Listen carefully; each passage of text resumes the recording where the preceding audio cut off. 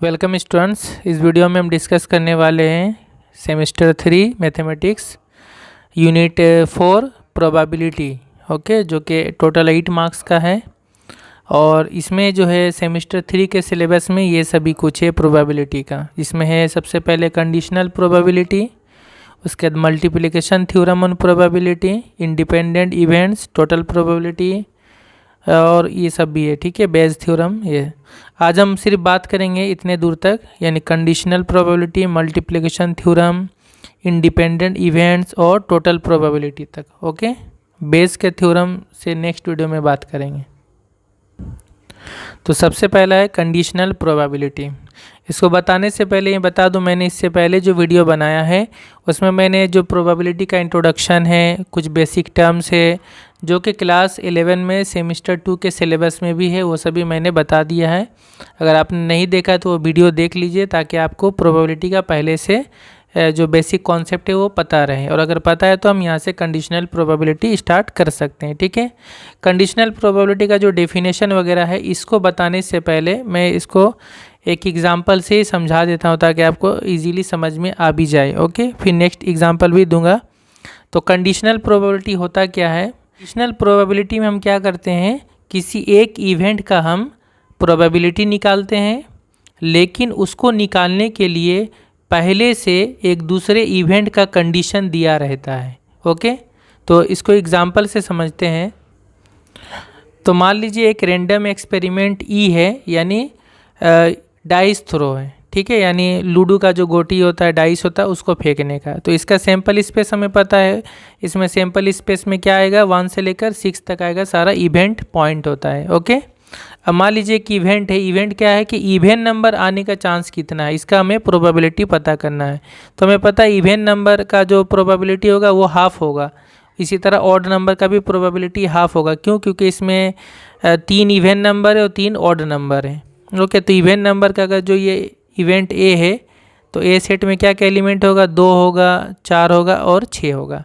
अगर हम इसका प्रोबेबिलिटी निकालेंगे पी ऑफ ए तो ये हो जाएगा टोटल इसमें कितना पॉइंट है, 3 पॉइंट है, और टोटल सैंपल स्पेस में 6 पॉइंट है ना। तो 3/6 हो जाएगा। तो इसको काट देंगे तो कितना आ जाएगा, 1/2। अगर हम ऑड नंबर का भी निकालने जाएंगे तो 1/2 आएगा। ये तो हो गया सिंपल एक इवेंट है, यानी इवेंट नंबर का प्रोबेबिलिटी निकालना। लेकिन कंडीशनल प्रोबेबिलिटी में क्या होगा, इवेंट नंबर निकालने का जो प्रोबेबिलिटी हमें दिखाना है, इसके साथ अगर हम एक और कंडीशन ऐड कर दे पहले ही से, वो कंडीशन हम क्या ऐड कर दे रहे हैं कि इवेंट नंबर का प्रोबेबिलिटी मालूम करो, लेकिन वो इवेंट नंबर 3 से बड़ा होना चाहिए। वो इवेंट नंबर 3 से बड़ा होना चाहिए। अगर हम ये कंडीशन पहले ही से ऐड कर दें तो मान लीजिए जो 3 से बड़ा होना चाहिए ये भी एक इवेंट हो गया, उसको मान लीजिए हम बी नाम देते हैं, ग्रेटर देन 3, यानी पहले से हम ऐड करके रख रहे हैं। ठीक है, ऑलरेडी ये हमने ऑलरेडी ऐड कर दिया। ओके, तो अब हमारा कंडीशन चेंज हो जाएगा, यानी अब हमें जो है पहले ही से सोच के रखना होगा कि 3 से बड़ा नंबर कौन कौन सा है। अब 3 से बड़ा नंबर हम देखेंगे तो क्या क्या आएगा, 4 आएगा, 5 आएगा और 6 आएगा। ओके, तो अब जो हमारा समझिए कि एक तरह से सैंपल स्पेस बदल जा रहा है, सैंपल स्पेस बदल जा रहा है। अब हमारे पास जो नंबर है 4, 5 और 6 है, ये कंडीशन ही पहले ही से है, ये इवेंट बी है। ठीक है, और अब इवेंट बी के हिसाब से अब हमें निकालना होगा इवेंट ए का प्रोबेबिलिटी। तो प्रोबेबिलिटी अब इवेंट ए का, यानी इवेंट नंबर हमें इसमें से अब हमें इवेंट नंबर चूज़ करना पड़ेगा। ओके, तो अब इसमें से इवेंट नंबर कौन कौन सा है, 4 है और 6, 2 इवेंट नंबर है। यानी अब जो ए में आएगा, अब ए में क्या क्या आ जाएगा, सिर्फ 4 और 6 आएगा, क्योंकि पहला कंडीशन है कि ग्रेटर देन 3 होना चाहिए। तो अब ए का जो प्रोबेबिलिटी होगा, ये जो लिखा जाता है कंडीशनल प्रोबेबिलिटी, बी को पहले से हम मान के चले तो उसको a/b इस तरह से लिखा जाता है। यानी प्रोबेबिलिटी ऑफ ए का प्रोबेबिलिटी हम निकाल रहे हैं, जबकि ये बी पहले ही से हमें ऑलरेडी पहले से बता दिया गया है, ये कंडीशन है। तो ये हो जाएगा आपका, इसको बोलते हैं कंडीशनल प्रोबेबिलिटी। तो अब क्या होगा, ए में कितना पॉइंट है, 2 पॉइंट है, और ये जो बी में जो टोटल कितना पॉइंट है, 3 पॉइंट है। ठीक है, तो इसका प्रोबेबिलिटी हो जाएगा 2/3 हो जाएगा। ये होता है कंडीशनल प्रोबेबिलिटी। यानी हमें ऐसा इवन नंबर पता करना है जो कि 3 से बड़ा है। ये हो गया कंडीशनल प्रोबेबिलिटी। ओके, जब हम आगे एग्जाम्पल बनाएंगे जब इसको, तो देखेंगे 2/3 कैसे आंसर आता है। ओके, अब आ जाते हैं हम उसका पूरा मैथमेटिकल डेफिनेशन में। The probability of occurrence of event A given that event B has already occurred. A का आने का प्रोबेबिलिटी, आने का ऑकरेंस का प्रोबेबिलिटी जबकि बी इवेंट पहले से ऑलरेडी आ चुका है, is called the conditional probability of A given B and denoted by P of A by B. Probability of A by B यानी ए का कंडीशनल प्रोबेबिलिटी जबकि गिवन क्या दिया हुआ है पहले से, बी दिया हुआ है, तो इसको P of A by B से डिनोट करते हैं और डेफिनेशन ये हो जाता है P of A by B equal to होता है probability of A intersection B by probability of B. Okay, ये इसका डेफिनेशन है कंडीशनल प्रोबेबिलिटी का। इसमें लेकिन एक कंडीशन साथ में ऐड होगा, प्रोवाइडेड कि ये जो नीचे वाला प्रोबेबिलिटी ये 0 नहीं होना चाहिए, वरना तो ये अनडिफाइन हो जाएगा। तो probability of be greater than 0 होना चाहिए। ओके, तो ये जो है मैथमेटिकल डेफिनेशन है। अगर हम इस डेफिनेशन को यूज करके जो मैंने अभी एग्जांपल बताया उसको हम आगे बनाएंगे तो इस डेफिनेशन के हिसाब से भी वो सेम वही आएगा, आंसर 2/3 आएगा। ओके, अब यहाँ पे कुछ नोट हम लिखेंगे। नंबर 1, इसे प्रोबेबिलिटी, ये किसका कंडीशनल प्रोबेबिलिटी हुआ, ए का, जबकि बी पहले से दिया हुआ है। ओके, तो अगर हम कंडीशनल प्रोबेबिलिटी बी का निकालते जबकि ए पहले से दिया हुआ तो वो क्या होगा, ये सेम ही होगा, ऊपर में पी ए इंटरसेक्शन बी होगा बाय ये जो नीचे बटा नीचे ए है तो यहाँ पे प्रोबेबिलिटी ऑफ ए होगा, अगर बटा बी है तो नीचे पी ऑफ बी होगा। ओके, जबकि यहाँ भी क्या होना चाहिए, P of A not equal to 0 होना चाहिए, probability of A not equal to 0 होना चाहिए। ठीक है, ये पहला नोट। दूसरा नोट क्या है, अगर यहाँ से हम पी ए इंटरसेक्शन बी निकालते हैं, P of A intersection B निकालेंगे तो क्या होगा, ये और ये दोनों आपस में इंटू हो जाएगा, है ना, यानी P of A into P of B by ए।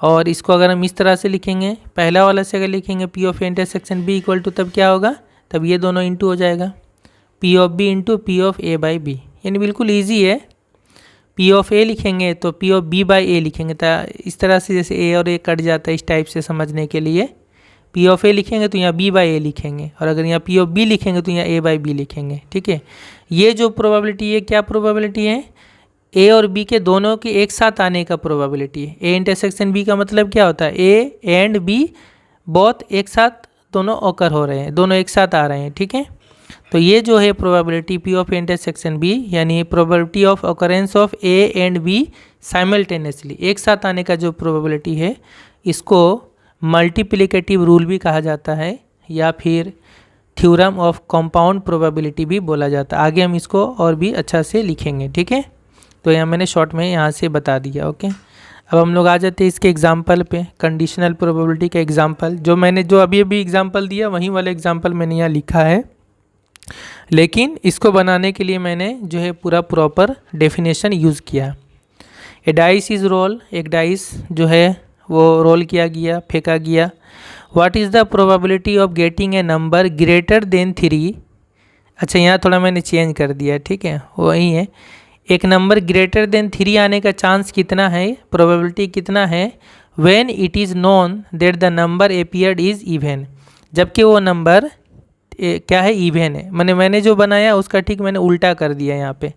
तो 3 से बड़ा नंबर आने का चांस कितना है, प्रोबेबिलिटी कितना है, जबकि ये पहले से पता है कि वो नंबर क्या होगा, वो इवन नंबर होगा। ठीक है, तो सबसे पहले सैम्पल स्पेस में कितना पॉइंट होगा, 6 पॉइंट होगा, है ना, 1 से लेकर 6 तक। अब जो हमें पता करना है प्रोबेबिलिटी, उसको हम इवेंट ए मान लेते हैं। Let A equal to event of getting a number greater than 3। Okay, ये पहला इवेंट हुआ जो हमें पता करना है, इसका प्रोबेबिलिटी कि नंबर क्या होना चाहिए, 3 से बड़ा होना चाहिए। दूसरा क्या है जो पहले से पता है, वो क्या है कि event that the number is even, कि नंबर तो पहले से क्या पता है कि इवन है। तो हम सबसे पहले ए का लिखेंगे, ए में क्या क्या पॉइंट होगा, 3 से बड़ा नंबर क्या होगा, 4, 5, 6। और बी में क्या होगा, इवन नंबर क्या क्या होगा, तो होगा 2, 4, 6 होगा, क्योंकि यही सारा इवन नंबर होता है ना। अब हम क्या करेंगे, जो डेफिनेशन के हिसाब से अगर हमें ए का प्रोबेबिलिटी निकालना है तो हमें क्या चाहिए, पहले P of A intersection B चाहिए। तो ए इंटरसेक्शन बी का मतलब क्या, ए और बी में जो जो पॉइंट कॉमन है, कौन कौन सा कॉमन है, 4A एंड 6A, ठीक है। तो probability of A intersection B क्या होगा, इसमें 2 पॉइंट है तो ऊपर में 2 हो गया, बाई टोटल 6 होता है 6 पॉइंट, तो 2/6 हो गया, ये हो गया ए इंटरसेक्शन बी, ओके। और उसके साथ हमें क्या चाहिए, प्रोबेबिलिटी ऑफ बी चाहिए। तो प्रोबेबिलिटी ऑफ बी कितना होगा, तो बी में 3 पॉइंट है तो 3/6 हो जाएगा।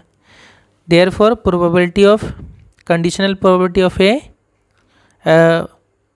Given B, okay, this equal to कितना होगा, फॉर्मूला के हिसाब से ये होगा, और ये हो जाएगा 2/6 और ये हो जाएगा 3/6, जो कि यहाँ पे हमने निकाल लिया है।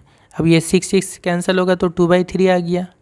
तो इसका क्या मतलब है, इसका मतलब है कि probability of getting number greater than 3 which is even, जो कि पहले से पता है, जो कि इवन है, यानी 3 से बड़ा नंबर आने का चांस कितना है, प्रोबेबिलिटी कितना है, जो कि इवन है। तो आप इसको अगर चाहेंगे डायरेक्ट भी बना सकते हैं। डायरेक्ट भी कैसे बना सकते हैं कि 3 से बड़ा नंबर क्या क्या होगा, 3 से बड़ा नंबर और जो कि इवन भी हो। तो पहले तो देखना होगा 3 से बड़ा नंबर कौन कौन सा है, तो 3 से बड़ा नंबर होगा 4, 5, 6, 3 ही नंबर होगा, तो टोटल वो होगा नीचे में 3। और इवन कौन कौन सा होगा, इवन होगा 4 और 6 ही होगा, तो ऊपर में हो जाएगा 2। तो अगर हम डायरेक्ट भी बनाना चाहेंगे तो इस तरह बना सकते हैं 2/3, ठीक है। और अगर ये फॉर्मूला का यूज करके बनाएंगे तो ये भी बनेगा इस तरह से, ओके। अब आते हैं कंडीशनल प्रोबेबिलिटी का एक दूसरा क्वेश्चन लेते हैं। From a standard 52 card deck, एक जो कार्ड का डेक होता है, ताश का जो गड्डी होता है, जिसमें हमें पता है कि 52 कार्ड होता है ताश का गड्डी में, ए कार्ड इज़ ड्रॉन, एक कार्ड उसमें से निकाला जाता है, ठीक है। Find the probability that the card drawn is an S given it is red. तो इसका प्रोबेबिलिटी हमें पता करना है कि वो जो कार्ड हमने निकाला है वो एक एस होगा, यानी एक इक्का होगा, गिवन इट इज़ रेड, जबकि ये पहले से बता दिया गया कि वो रेड कार्ड होगा, ठीक है। तो देखिए ये क्वेश्चन सॉल्व करने के लिए एक बार मैं फिर से रिवाइज कर देता हूँ कि जो ताश का गड्डी होता है उसमें कितना तरह का कार्ड होता है और क्या क्या उसका नाम है, वो सभी मैंने यहाँ पे लिखा है। तो सबसे पहले जैसा हमें पता है कि ताश का जो गड्डी होता है उसमें 52 कार्ड होता है, तो 52 कार्ड जो होता है 2 हिस्सा में बटा होता है। उसमें 26 कार्ड ब्लैक कलर का होता है और 26 रेड कलर का होता है, ठीक है। 26, 26, 52। अब ये 26 का जो ब्लैक कार्ड है वो उसमें से 26 में 13 हिस्सा में बटा होता है। 13 कार्ड अलग होता है, 13 कार्ड उसको हम लोग बोलते हैं स्पेड, यानी हुकुम कहते हैं, हिंदी में हुकुम बोलते हैं, इंग्लिश में स्पेड बोलते हैं। और वह सभी कार्ड में इस तरह का नक्शा बना रहता है। इसी तरह बाकी जो 13 ब्लैक कार्ड, इसको हम लोग क्लब बोलते हैं, या इस तरह का नक्शा बना रहता है, हिंदी में इसको चिड़ी बोलते हैं, ये होता है, ठीक है। और इधर में जो रेड कार्ड होता है, रेड कार्ड में भी 2 पार्ट हैं। एक 13 कार्ड जो होता है, 13 कार्ड वो हार्ट होता है, इसको दिल बोलते हैं या पान बोलते हैं। और बाकी 13 कार्ड जो होता है डायमंड होता है, उसमें हर एक कार्ड में इस तरह से डायमंड का नक्शा या ईंट बोलते हैं हिंदी में, ये बना रहता है। तो टोटल इस तरह 13, 13, 26, 26 ब्लैक कार्ड हो गया और 26 क्या हो गया, रेड कार्ड हो गया। और ये 4 तरह का जो अलग अलग कार्ड होता है इसको सूट बोलते हैं, यानी टोटल कितना सूट हो गया, 4 हो गया। अब जो ये 13 कार्ड होता है, हर एक 13 कार्ड में इस तरह से होता है कि हर टाइप का जो 13 कार्ड है, यानी स्पेड है, क्लब है, हार्ट है और डायमंड है, तो इसमें से हर एक 13 कार्ड में कुछ फ़ोटो वाला कार्ड होता है जिसमें फेस रहता है। क्या क्या रहता है, एक होता है किंग, यानी कि बादशाह होता है, राजा या बादशाह। एक होती है क्वीन वाला कार्ड, उसमें क्वीन यानी रानी का फ़ोटो रहता है, ठीक है, या बेगम जिसको बोलते हैं। एक होता है जैक यानी उसको गुलाम बोला जाता है। तो जो लोग ताश का नॉलेज रखते हैं उन लोग बहुत अच्छे से जानते हैं। तो ये 3 कार्ड होता है, हर एक टाइप में होता है। स्पेड में भी ये 3 रहेगा, कलम में भी रहेगा, हार्ट में भी रहेगा और डायमंड में भी रहेगा। ये जो टोटल आप देख रहे हैं, ये 3, 3, 6, 3, 9 और 3, 12 कार्ड, इसको हम लोग 12 फेस कार्ड बोलते हैं, ठीक है। अब जैसे स्पेड का ही बात करें तो 13 कार्ड में ये 3 हो गया, फ़ोटो वाला कार्ड हो गया इसमें फेस है। और उसके बाद सीरियल नंबर रहता है 1 से लेकर के 10 तक।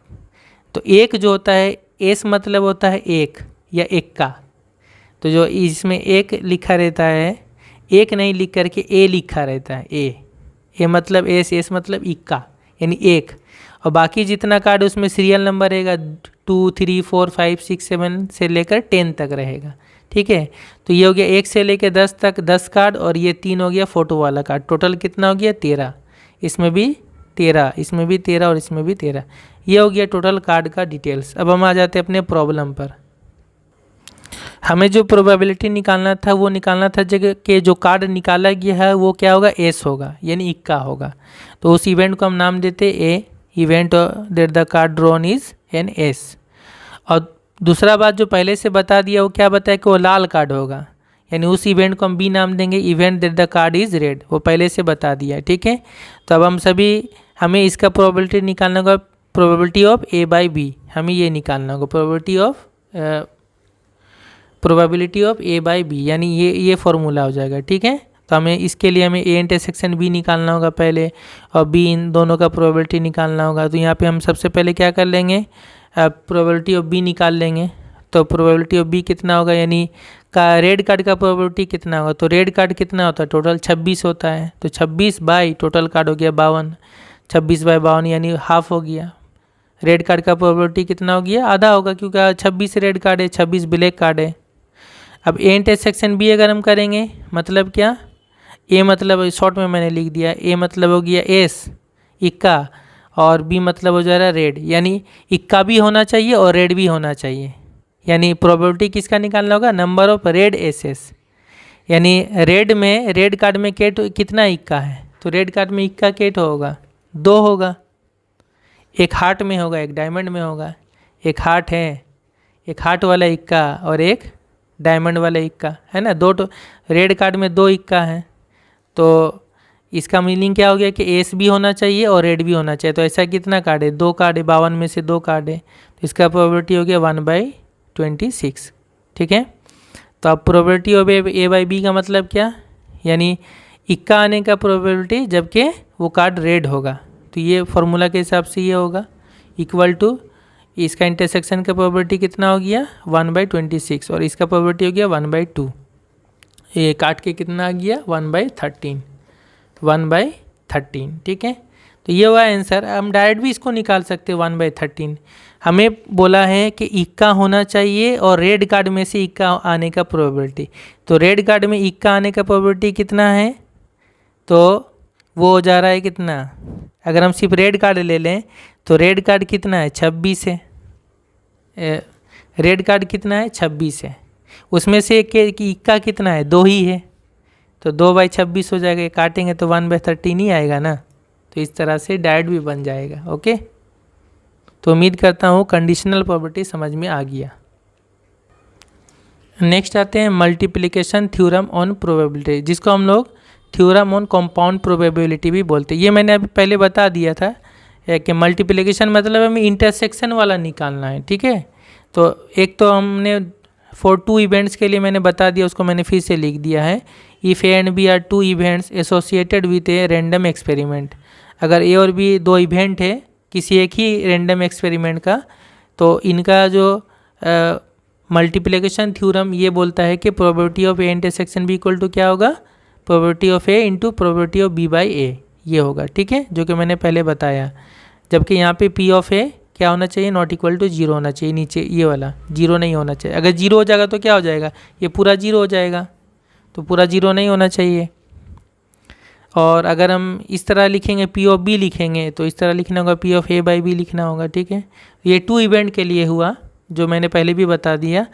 3 इवेंट के लिए भी हो सकता है, बल्कि n इवेंट्स के लिए भी हो सकता है।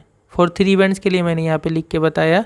अगर मान लीजिए 3 इवेंट है ए बी सी, तो इनका मल्टीप्लिकेशन मतलब क्या, probability of A intersection B intersection C, मतलब ये ए बी और सी तीनों के एक साथ आने का चांस कितना है, प्रोबेबिलिटी कितना है। तो ये हो जाएगा इस तरह से, प्रोबेबिलिटी ऑफ ए लिखेंगे into probability of B by A, क्योंकि यहाँ पे अगर हम बी लिखेंगे तो डिवाइड बाई ए करना होगा यहाँ, अगर क्योंकि यहाँ पे ए है और चूँकि यहाँ पे सी भी है, तो अब अगला जो होगा प्रोबेबिलिटी ऑफ सी बाई, अब ए और बी दोनों का इंटरसेक्शन ले लेंगे। ठीक है, तो इस तरह से मैंने 3 इवेंट क्या लिखा। 4 इवेंट अगर होगा तो यहाँ पर ए होगा, यहाँ बी बाई ए होगा, यहाँ पे सी बाई होगा, यहाँ पे फिर P of probability of D by A intersection B intersection C हो जाएगा, 3 हो जाएगा। ठीक है, अगर 5 इवेंट होगा तो इसी तरह हम बढ़ाते सकते, एन इवेंट तक हम लिख सकते। ओके, तो ये जस्ट जानने के लिए। अब जो इम्पोर्टेंट नेक्स्ट है वो है इंडिपेंडेंट इवेंट। इंडिपेंडेंट इवेंट किसे बोलते हैं? ठीक है, तो इंडिपेंडेंट इवेंट का मतलब ये होता है कि 2 इवेंट है, उसमें से अगर पहला वाला इवेंट का आना यानी उसका जो प्रोबेबिलिटी है वो दूसरे पे डिपेंड अगर नहीं करता है, ठीक है, यानी एक दूसरे पे वो डिपेंड नहीं करेगा उनका प्रोबेबिलिटी निकालने के लिए, उनका आना या आने का जो चांस है वो दूसरे इवेंट पे डिपेंड अगर नहीं करता है तो उसको इंडिपेंडेंट इवेंट बोला जाता है। ठीक है, यानी events where occurrence of one event does not effect the other event, किसी एक इवेंट का आने का जो चांस है दूसरे पर इफ़ेक्ट नहीं करता है। ठीक है, अब अगर इसको मैथमेटिकली इस तरह से लिखा जाता है या इस तरह से भी आप समझ लीजिए, ये यानी यहाँ पे क्या होता है, जो कंडीशनल प्रोबेबिलिटी होता है ना, यहाँ पे वो डायरेक्ट मेन प्रोबेबिलिटी में चेंज हो जाता है, यानी probability of A by B. इसका मतलब जो कंडीशनल प्रोबेबिलिटी हुआ कि ए के आने का चांस जबकि बी पहले से पता है, तो अगर ए और बी इंडिपेंडेंट होता है तो फिर ए के आने का जो प्रोबेबिलिटी है वो बी पे डिपेंड ही नहीं करेगा, यानी ये अल्टीमेटली प्रोबेबिलिटी ऑफ ए ही हो जाएगा। ठीक है, प्रोबेबिलिटी ऑफ ए ही में चेंज हो जाएगा, यानी बी पे तो ये डिपेंड ही नहीं कर रहा है, प्रोबेबिलिटी ऑफ ए जो है बी पे डिपेंड ही नहीं करेगा, तो ये अल्टीमेटली प्रोबेबिलिटी ऑफ ए ही बन जाएगा। या मान लीजिए बी के कंडीशनल प्रोबेबिलिटी जबकि ए पहले से पता है, तो ये भी चूँकि एक दूसरे पे इंडिपेंडेंट है, डिपेंड नहीं कर रहा, तो ये प्रोबेबिलिटी ऑफ बी ही बन जाएगा। ठीक है, तो ये होता है कंडीशनल प्रोबेबिलिटी के लिए, और मैथमेटिकली उसको इस तरह से लिखा जाता है, events A and B are said to be independent if and only if probability of A intersection B equal to probability of A into probability of B, यानी ए और बी के एक साथ आने का जो चांस है वो जब एक दूसरे पे डिपेंड नहीं करता है तो उनका अलग अलग प्रोबेबिलिटी निकाल के उनको मल्टीप्लाई कर देते हैं। ठीक है, तो ये है कंडीशन किसके लिए? इंडिपेंडेंट इवेंट के लिए ये कंडीशन है, यानी ए इंटरसेक्शन बी का प्रोबेबिलिटी क्या होगा? पी का ए का प्रोबेबिलिटी इंटू बी का प्रोबेबिलिटी। ओके, अब यहाँ पे एक नोट देखते हैं हम। नोट ये है कि अगर डिपेंडेंट इवेंट होता है, डिपेंडेंट यानी एक दूसरे पर डिपेंड कर रहा है, तो एक दूसरे पर डिपेंड कब करेगा? जब वो कंडीशनल प्रोबेबिलिटी निकालेंगे तब ये डिपेंडेंट का बात आता है ना, कि हमें जैसे कि अभी मैंने बताया कि हमें निकालना है डाइस फेंकने पे इवेंट नंबर निकालना है, जबकि वो डिपेंड ये कर रहा है कि वो ग्रेटर देन 3 भी होना चाहिए, तो एक दूसरे पे डिपेंड तो कर रहा है ना, लेकिन तो डिपेंडेंट इवेंट में क्या होता है, ये कंडीशनल वाला बात आता है। ठीक है, तो डिपेंडेंट है अगर ए और बी तो क्या होगा? Probability of A intersection B equal to क्या होगा, जो मैंने ऊपर में लिखा मल्टीप्लिकेशन थ्योरम में, क्या होगा? Probability of A into probability of B by A होगा। ठीक है, लेकिन अगर यही इंडिपेंडेंट होता है, अगर ए और बी इंडिपेंडेंट होता है तो क्या हो जाता है कि ये वाला जो पार्ट है, ये पार्ट किस में चेंज हो जाएगा? ये पार्ट देखिए यहाँ पे किस में चेंज हो जाएगा? ये प्रोबेबिलिटी ऑफ बी में चेंज हो जाएगा, क्योंकि ये ऊपर वाला बी है, ए पे डिपेंड नहीं कर रहा है, तो ये पी ऑफ बी बाई ए किस में चेंज हो जाएगा? पी ऑफ बी में चेंज हो जाएगा, सिर्फ ऊपर वाला। तो ये वाला किस में चेंज होगा? प्रोबेबिलिटी ऑफ बी में चेंज हो जाएगा। तो ये कैसा बन गया? देखिए, probability of B, probability of A, है ना, P of A intersection B. तो ये समझ में आया, इंडिपेंडेंट कब हो रहा है, डिपेंडेंट कब हो रहा। तो ये किस में चेंज हो जाएगा? Probability of B into probability of A में चेंज हो जाएगा ये। ठीक है, ये कब होगा? जब इंडिपेंडेंट होगा, और अगर डिपेंडेंट है तो वैसे का वैसे रहेगा जैसे था। इसी तरह यहाँ पे ये भी हो सकता है, जैसे प्रोबेबिलिटी ऑफ ए है, ए बी पे डिपेंड नहीं कर रहा है तो बी के कॉम्प्लीमेंट पे भी डिपेंड नहीं करेगा। ओके, यानी probability of A by B complement, ये भी क्या हो जाएगा? प्रोबेबिलिटी ऑफ ए में चेंज हो जाएगा, ये भी किस में चेंज हो जाएगा? प्रोबेबिलिटी ऑफ बी में चेंज होगा। ये कब होगा सारा? जब इंडिपेंडेंट है। ओके, अब इंडिपेंडेंट के लिए हम एक एग्जांपल लेते हैं। A coin is tossed 2 times, मान लीजिए कॉइन को 2 मरतबा टॉस किया गया, रिपीटेडली, एक के बाद दूसरे बार। ठीक है, या मान लीजिए 2 कॉइन को एक साथ टॉस किया गया, 2 कॉइन्स आर टॉस्ड, ये दोनों सेम चीज़ होता है। ठीक है, प्रोबेबिलिटी में एक कॉइन को 2 बार टॉस करें या 2 कॉइन को एक साथ टॉस करें, एक ही बात है। ठीक, तो इसमें मान लीजिए हमें एक इवेंट है getting head in the first toss. पहला टॉस में या पहला कॉइन में हेड आने का प्रोबेबिलिटी उसको हम लोग ए मानते हैं, और बी मतलब एक दूसरा इवेंट मानते हैं getting head in the second toss, यानी सेकेंड टॉस में या दूसरा कॉइन में हेड आने का इवेंट। ओके, तो सैंपल स्पेस क्या होगा, चूँकि यहाँ पे 2 कॉइन हम टॉस कर रहे हैं तो टोटल यहाँ पे जो सैंपल स्पेस में आएगा वो आएगा टोटल 4 इवेंट पॉइंट आएगा। क्या क्या आएगा, या तो पहला वाला कॉइन में हेड आ सकता है, दूसरा में भी हेड आ सकता है, दोनों में हेड आ सकता है ना। अगर मान लीजिए 2 कॉइन एक साथ हम टॉस कर रहे हैं, दोनों में हेड आ सकता है, या ऐसा हो सकता है पहले वाले में हेड आया दूसरा वाले में टेल आया, या ऐसा हो सकता है कि पहला वाला में टेल आया दूसरा वाला में हेड आया, या ऐसा हो सकता है कि दोनों में ही टेल आया। ठीक है, तो ये कितना पॉसिबिलिटी है, 4 पॉसिबिलिटी है। तो सैंपल स्पेस में ये जो टोटल कितना इस तरह से पॉसिबिलिटी होगा, ये कैसे पता करते हैं। अगर हम कॉइन टॉस कर रहे हैं तो कॉइन में 2 साइड होता है, और कितना कॉइन टॉस कर रहे हैं, दो कॉइन टॉस कर रहे हैं, तो इसका फॉर्मूला है 2 का पावर n। n मतलब हो रहा है कितना कॉइन हम टॉस कर रहे हैं, तो यहाँ 2 कॉइन टॉस कर रहा है तो 2 का पावर 2 यानी 4, तो टोटल 4 केस होगा 1 2 3 4। अगर 3 कॉइन टॉस करेंगे तो 2 का पावर 3 होगा, यानी 8 केसेस हो जाएगा टोटल। ओके, इसी तरह से अगर हम डाइस फेंकते हैं, ठीक है, यानी अगर लूडो का एक गोटी फेंकते हैं तो 6 केस होगा, 1 2 3 4 5 6। अगर 2 लूडो का डाइस एक साथ फेंकते हैं तो 6 का पावर n टोटल इतना सैंपल पॉइंट होता है। ओके, यानी 6 का पावर 2 होगा, यानी 36 सैंपल पॉइंट होगा। तो इसको जस्ट याद रखिएगा, आगे काम आएगा। तो अभी ये हो गया हमारा सैंपल स्पेस। अब इवेंट ए हमने क्या माना था कि पहला कॉइन में हेड आना चाहिए। ठीक है, तो यहाँ पे हम देखेंगे पहला कॉइन में हेड कहाँ कहाँ है, यहाँ पर है पहला कॉइन में हेड एच में, और यहाँ पर भी हेड है, पहला कॉइन में हेड है। दूसरा में क्या है वो देखना है, पहला कॉइन में हेड आना चाहिए, ये होगा।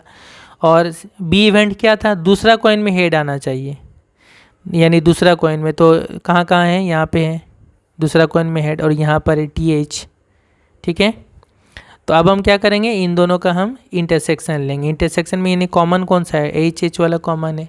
ओके, अब हम अलग अलग प्रोबेबिलिटी निकालेंगे। इसका प्रोबेबिलिटी कितना होगा, P ऑफ इंटरसेक्शन भी, एक ही पॉइंट है इसमें, तो यानी ये तो सेट है ना 1, एक ही पॉइंट है इसमें, 1 बाई टोटल इसमें 4, 1/4 हुआ। ए प्रोबेबिलिटी ऑफ ए कितना होगा, इसमें 2 पॉइंट है, 2/4 होगा यानी 1/2। इसका भी कितना होगा 2/4 यानी 1/2। तो अब देखिए इन दोनों को अगर हम मल्टीप्लाई करें, probability of A into probability of B, तो कितना होगा 1/2 इंटू 1/2, कितना गया 1/4। और probability of A intersection B कितना है, ये भी 1/4 है। मतलब ये कि probability of A intersection B equal to क्या हो गया, probability of A into probability of B हो गया। ये फार्मूला को सेटिस्फाई कर गया, मतलब ये कि ए और बी क्या हो गया, इंडिपेंडेंट इवेंट हुआ। ए और बी क्या हो गया, इंडिपेंडेंट इवेंट हुआ। और इसको आप ऐसे भी समझ सकते हैं कि अगर पहला कॉइन में टॉस आना, पहला कॉइन में हेड आना, वो दूसरे कॉइन में हेड आने पे डिपेंड नहीं करता है कि दूसरा में हेड आएगा तभी पहला में हेड आएगा, ऐसा कोई डिपेंड करता है क्या, नहीं करता है। तो इंडिपेंडेंट इवेंट इसी को बोलते हैं कि दूसरे पे वो डिपेंड नहीं करेगा। तो उस वक्त क्या होता है ना, उनके इंटरसेक्शन का प्रोबेबिलिटी उनके अलग अलग प्रोबेबिलिटी का मल्टीप्लाई हो जाता है। अब यहाँ पे कुछ नोट है, अगर 3 इवेंट है ABC और तीनों इंडिपेंडेंट है, तब क्या होगा, तब इन तीनों के एक साथ आने का प्रोबेबिलिटी कितना होगा, A intersection B intersection C क्या होगा, probability of A into probability of B into probability of C.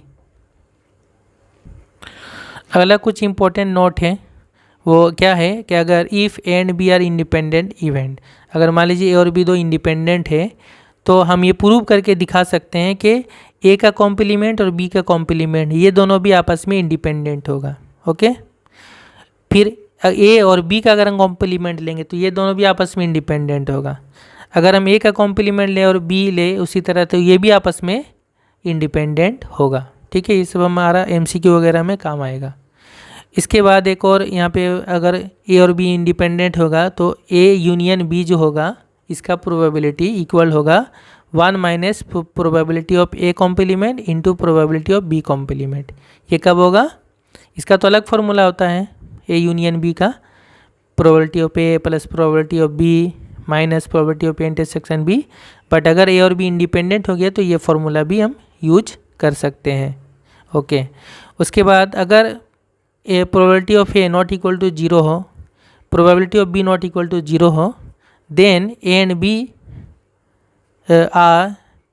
Can not be mutually exclusive. अगर ए और बी इंडिपेंडेंट है और इनका प्रोबेबिलिटी 0 नहीं है, नॉट इक्वल टू 0 है, तो वो दोनों आपस में म्यूचुअली एक्सक्लूसिव नहीं हो सकते। क्यों नहीं हो सकते?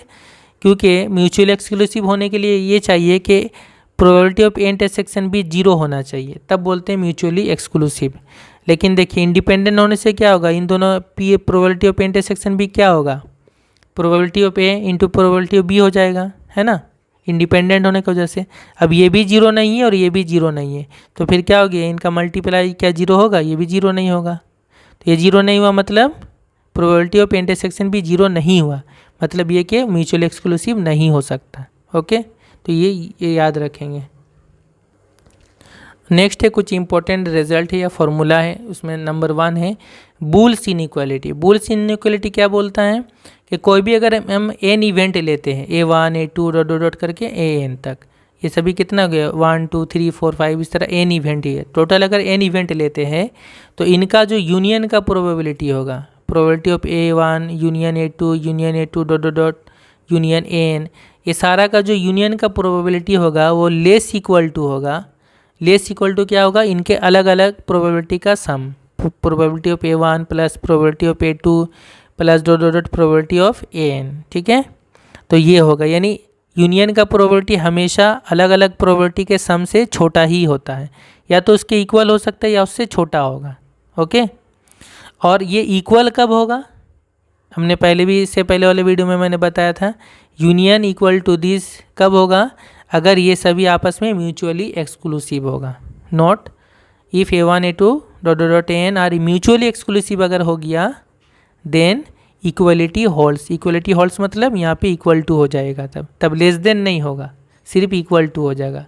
तब क्या हो जाएगा, probability of A1 union A2 union dot dot union AN, इन सब का यूनियन का प्रोबेबिलिटी इक्वल हो जाएगा probability of A1 plus probability of A2 plus dot dot probability of AN। ठीक है, तो ये हो गया एन इवेंट तक। अगर हम 2 इवेंट ले लें, मतलब अगर हम लेंगे probability of A plus probability of B, मैंने A1 के जगह में A ले लिया और A2 के जगह में B ले लिया, तो ये क्या होगा, less equal to probability of ये नहीं लिया, probability of A union B लिया। ठीक है, तब ये लेस इक्वल टू का probability of plus probability of B हो जाएगा। ठीक है, ये 2 के लिए मैंने बता दिया। इसके हिसाब से A1 और A2 के जगह में हमने लिया A यूनियन B, A1 के जगह में A और A2 के जगह में B लिया, तो probability of A union B क्या हो जाएगा, बुल्स इनइक्वालिटी के हिसाब से लेस इक्वल टू क्या हो जाएगा, probability of A plus probability of B। अगर हम A union B union C लेंगे तब क्या हो जाएगा, less equal to probability of A plus probability of B plus probability of C हो जाएगा। ठीक है, और यहाँ पे टोटल n तक है। अगला है बॉनफेरोनीज इनइक्वालिटी। बॉनफेरोनीज इनइक्वालिटी क्या है, मान लीजिए 2 इवेंट है A और B, तो पहला है कि A इंटरसेक्शन B का जो प्रोबेबिलिटी है वो ग्रेटर इक्वल टू होता है probability of A plus probability of B -1, यानी इन दोनों का प्रोबेबिलिटी जोड़ेंगे, उसमें से अगर -1 करते हैं तब ये जो इंटरसेक्शन का प्रोबेबिलिटी है उससे बड़ा हो जाएगा, ग्रेटर इक्वल टू हो जाएगा। ठीक है, दूसरा है कि probability of A intersection B ये हमेशा लेस इक्वल टू होता है प्रोबेबिलिटी ऑफ A। देखिए इंटरसेक्शन जो है, मैंने सेट थ्योरी में भी बताया है कि इंटरसेक्शन जो होता है वो छोटा पार्ट होता है, यानी समझिए ये A है और ये B है, A और B, ये वाला पार्ट छोटा पार्ट है, इसको हम लोग क्या बोलते हैं, जो दोनों में कॉमन है A इंटरसेक्शन B। तो इस छोटे वाले पार्ट का प्रोबेबिलिटी हमेशा बड़ा, ये तो बहुत बड़ा है, तो इसका प्रोबेबिलिटी हमेशा A से छोटा होगा, इसका प्रोबेबिलिटी हमेशा B से छोटा होगा। तो ये चीज़ यहाँ पे लिखा हुआ है, प्रोबेबिलिटी ऑफ इंटरसेक्शन B क्या होगा, less equal to probability of A होगा। लेकिन प्रोबेबिलिटी ऑफ A क्या होगा, less equal to probability of A union B, क्योंकि A यूनियन B मतलब क्या होता है, दोनों को ऐड कर देना होता है। ठीक है ना, A यूनियन B में दोनों आ जाता है पूरा, तो A मतलब तो सिर्फ ये है हुआ, और A यूनियन B मतलब दोनों मिला करके, तो उससे तो छोटा ही होगा प्रोबेबिलिटी। ठीक है, और ये भी याद रखना कि प्रोबेबिलिटी में यहाँ पे जो साइन हो रहा है वो लेस इक्वल टू, क्योंकि प्रोबेबिलिटी एक नंबर है इसलिए यहाँ पे साइन यूज होगा लेस इक्वल टू, ठीक है। सबसेट यूज नहीं होगा, ये सबसेट हो रहा है सेट के लिए, और लेस इक्वल टू यूज हो रहा है नंबर के लिए। ये प्रोबेबिलिटी सारा नंबर है, ठीक है। इसी तरह अगर हम ये लिखें तो less equal to P of A की जगह पी ऑफ बी भी लिख सकते हैं, ओके। एक और है number 3, for any 3 event A B C, कोई भी 3 इवेंट ए बी सी लेते हैं, अगर ए बी का सबसेट है तो फिर probability of A by C less equal to होगा probability of B by C. Just मैंने समझिए कि ए और बी में हमने सी से डिवाइड कर दिया, ठीक है, और उनका प्रोबेबिलिटी ले लिया, ओके। और लास्ट जो है वो है अगर ए और बी म्यूचुअली एक्सक्लूसिव इवेंट है और इनका यूनियन का प्रोबेबिलिटी नॉट इक्वल टू 0 है, तो ये भी एक फार्मूला है कि probability of A by A union B, यानी कंडीशनल प्रोबेबिलिटी है, इक्वल टू होता है प्रोबेबिलिटी ऑफ ए प्लस इन दोनों को सम कर देंगे, probability of A plus probability of B. ये अगर कहीं यूज होगा तो हम यूज करेंगे, ये सारा इंपॉर्टेंट है। नेक्स्ट वीडियो में मैं एमसीक्यू वगैरह सॉल्व करूँगा।